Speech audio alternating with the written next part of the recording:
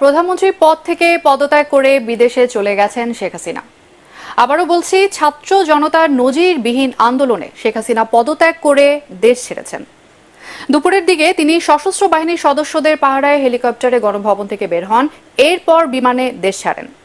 এই খবর ছড়িয়ে পড়ার পর থেকেই ঢাকায় রাস্তায় নেমে আসেন লাখো ছাত্র জনতা।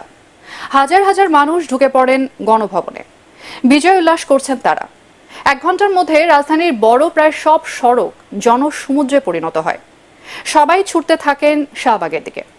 বিকেল 3টার মধ্যে Shahbag, Bangla motor, press club সহ আশপাশের কয়েক কিলোমিটার এলাকায় ছড়িয়ে পড়ে জনতার ঢেউ। বাঁধ ভাঙা উল্লাস করতে থাকে মানুষ। প্রধানমন্ত্রী কার্যালয়